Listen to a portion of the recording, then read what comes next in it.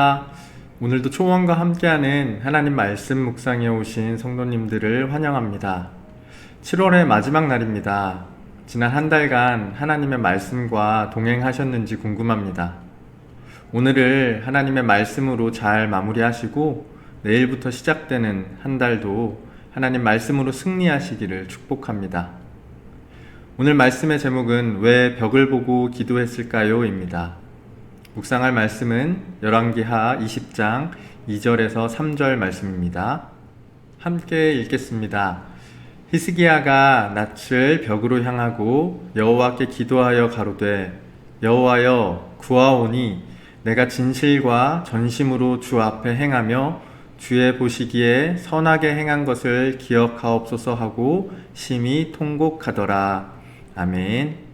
역사적으로 이스라엘은 솔로몬 왕 이후 남쪽 유다와 북쪽 이스라엘로 분열됩니다.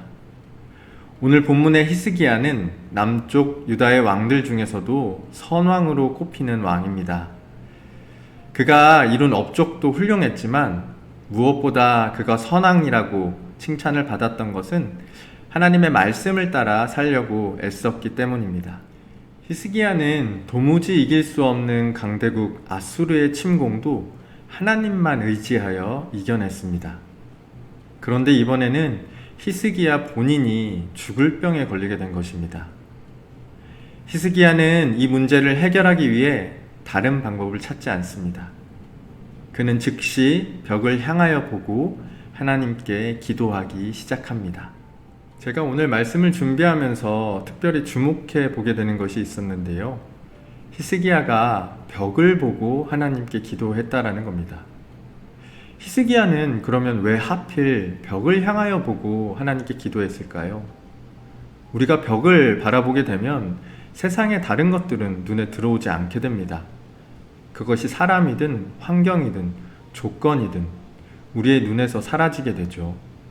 그래서 우리는 오직 하나님만을 더욱 의지하며 하나님만을 생각하고 바라보게 되는 겁니다. 바로 히스기야는 그러한 마음으로 벽을 바라봤던 것입니다. 내가 처한 이 문제 속에서 유일하게 해답이 되시는 분은 하나님이시라는 것을 히스기야는 알고 벽을 향하여 봤다라는 것은 하나님만을 붙잡겠다, 하나님만을 의지하겠다라는 결단으로 기도했던 것입니다.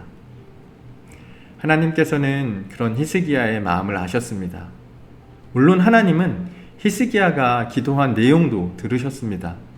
히스기야가 자신이 하나님 앞에서 선하게 살았던 삶을 봐달라고 한 것도 하나님은 살피셨습니다. 그리고 눈물로 통곡하는 히스기야의 심정도 충분히 살펴주셨습니다. 하지만 무엇보다 하나님께서는 오직 자신만을 의지하는 히스기야의 마음의 자세, 그렇게 기도하는 히스기야의 기도의 태도를 보시고 응답해 주셨습니다. 그리고 그에게 15년의 삶을 더하여 주셨습니다. 이제 오늘 살피고 묵상한 말씀을 우리의 삶에 적용해 보겠습니다. 혹시 여러분은 기도할 때 하나님만 의지하고 계신가요? 아니면 다른 것과 함께 하나님도 의지하고 계신가요? 우리의 마음이 오직 하나님만 향했으면 좋겠습니다.